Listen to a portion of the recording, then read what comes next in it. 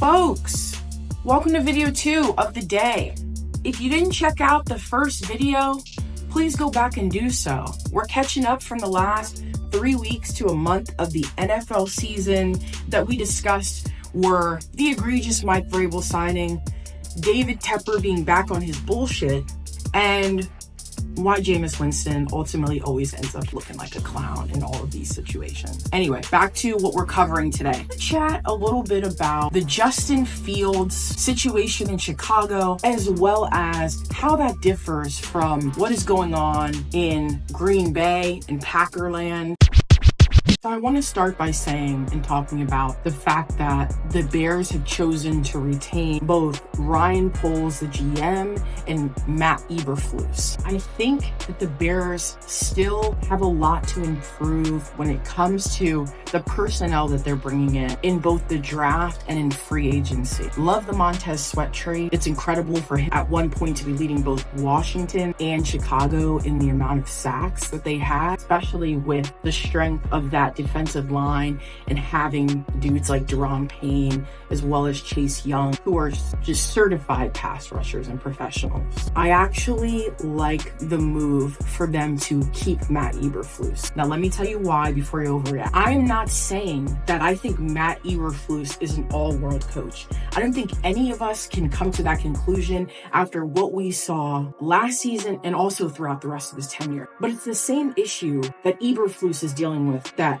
Justin Fields has been dealing with for his career, right? Subpar talent, lack of discipline in sending messages to players like Chase Claypool, who have seemed to mail it in on so much of the tape when he was on the team. For them to not cut him, to just have to apologize to his teammates and then continue to do the same thing while still being in the building, I think that Ryan Poles really needs to step it up in this offseason. Back to Eberflus though. Regardless if they decide to stay with Justin Fields or not, there is going to be some value in keeping Eberflus and keeping that operation stable in the short term. This team has dealt with a lot this year, and they always seem to be in some sort of turmoil.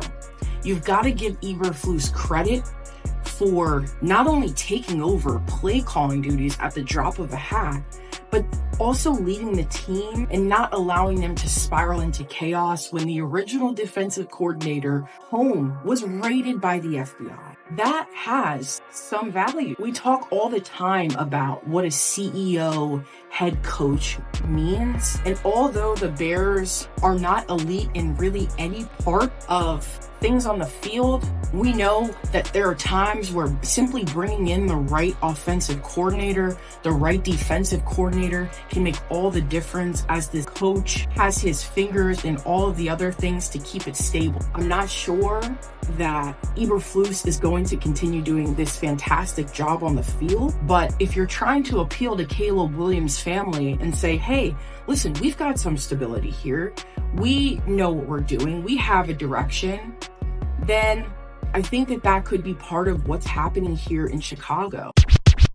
Now onto the Justin Fields part of things. Coming into the season, if you've been watching me, you know I was a major believer in Justin Fields' athletic ability. His leadership, I love his professionalism, I love the things that he was doing in the community. And when the Chicago Bears' best quarterback in the last decade was Jay Cutler, who really did none of those things, I think you saw a bit of an improvement on what Justin Fields was in that regard for a franchise quarterback. However, the writing is very clearly on the wall, and Chicago simply cannot continue on with Justin Fields. There is not enough foundation. There is not enough promise in his passing ability, the way he makes his progressions, his lack of awareness in the pocket. There is not enough there to consider passing up on a prospect like Caleb Williams. Now, some people think Caleb Williams really is the prospect that we thought he was going into this season. But let me remind you, I will remind you 1 million times if you continue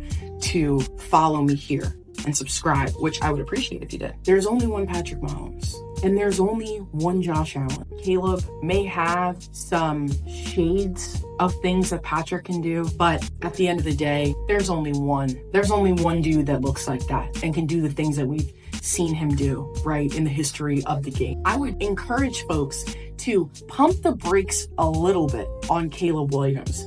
I do think he's a significantly better prospect than Justin Fields was, and I also think he's a significantly better, that he will be an upgrade, right? I don't know where Justin Fields lands. There's some talk of Atlanta, but it's clear that Justin has not made the year-to-year progress that you need to see for someone at this level and at this tenure in their career. I'd love to see what would happen if he can start to keep his eyes up downfield at all times. If you're a former basketball player like I am, from young, we were taught that we need to dribble the ball with our head up, run the floor with our head up, right? So we can see the floor. And so with Justin, you just simply don't see it. You don't see the instincts in the pocket. Colin Cowherd compared him to Zach Wilson, and the way that those two get collapsed in the pocket when there is some things down the field with, listen, not the world's best separation, but a true number one receiver, you just simply needed more from Justin. And yes, I do think he'll benefit from a good organization, but ultimately it is going to be on him to make the appropriate changes, because you can't play quarterback looking at your offensive lineman's feet. So Jordan Love has proved a lot of us wrong. Going into this season, he was one of the top QBs on my list for guys who have the most to prove. And I'll be honest, it was looking pretty rough up until the beginning of November. I didn't see a lot that jumped off of the screen, except for his physical tools and the potential that you hoped that he would get to. Boy, did he flip the switch later in the season. Something that I thought would never happen would be a third transition to a really talented and special quarterback. It's too early in Jordan to crown him as the next franchise guy, but he looks better than a lot of the young quarterbacks that these teams are moving off of. And so you see enough of the building blocks there to continue on with Jordan Love. And you've got to give credit to LaFleur. You've got to give credit to the Packers organization. They are top tier in developing players and exercising the patience to let them thrive. That cannot be understated. If the Carolina moves off of Bryce Young, with the way Tepper runs things, you think that they could actually move on from him after this season, right? And so there is value in sitting back and waiting and saying, we believed in this guy 3 years ago. We're going to sit back and we're going to let him thrive despite all of the chaos